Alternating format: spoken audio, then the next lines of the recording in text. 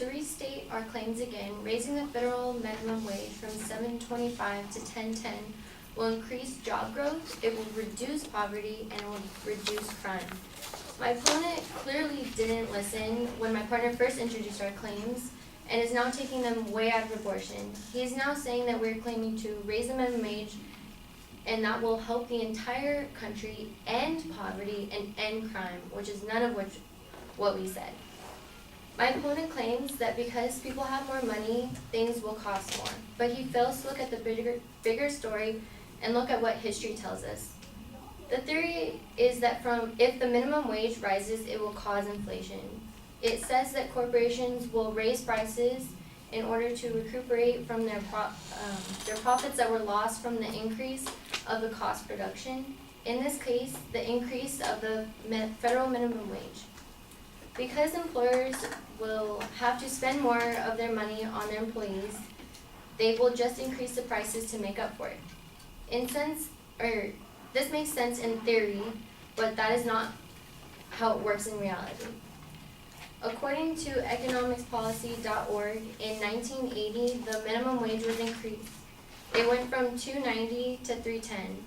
From 1979 to 1980, before the increase, inflation rose 2%, from 11 to 13%. After it was increased from 1980 to 1981, the inflation rate decreased from 13% to 10%. In 1981, the minimum wage was increased from $3.35. We know that in 1980 to 1981, the inflation rate went down 3%. After they increased the federal minimum wage, again the next year between 1981 and 1982, the inflation rate went down even more from 10% to 6%. The next time the minimum wage rose was in 1990 and 1991. In 1989, the inflation rate was 4.8.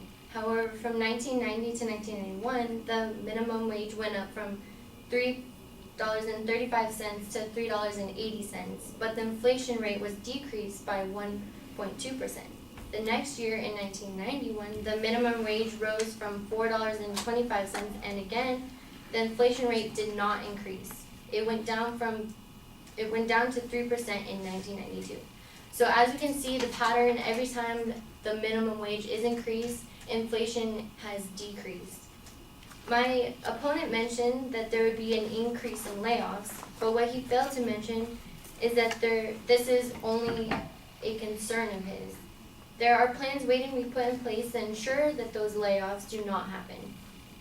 It is true small firms would face a special set of challenges since they operate in a thinner margin of profits, but with the additional tax revenue generated by higher incomes and increased growth, coupled with reduced spending on income support programs for low-wage workers, small businesses could reduce spending on income support programs small businesses could be given tax credits to offset the higher costs of the higher minimum wage, enabling them to avoid layoffs. When the minimum wage rises, it is usually phased over time, giving the firms time to adjust. By failing to ensure minimum wage keeps pace with the cost of living and work productivity, policymakers have created a situation where full-time workers earning the minimum wage have to rely on public assistance to make ends meet. Programs such as the Earned Income Tax Credit, Medicaid, Supplemental Nutrition Assistance, and temporary assistance to needy families cost taxpayers billions of dollars each year. Half of the spending goes to working people earning less than $10.10 per hour.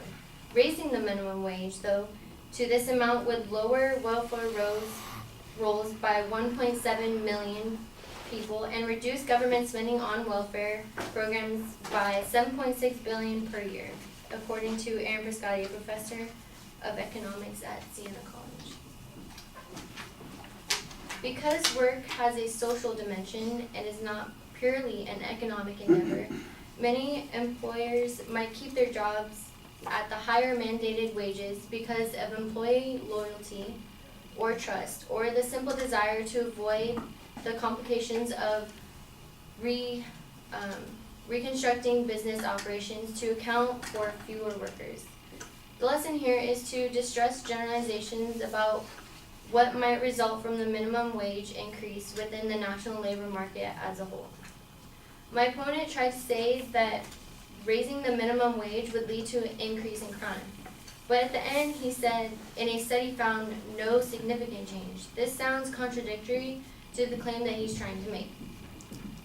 My partner and I found that by raising the minimum wage, there would be actual reduction in crime.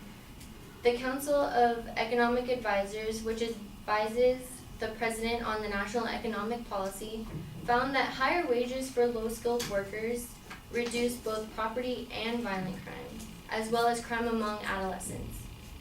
And the Atlantic reported that the impact of wages on crime is substantial.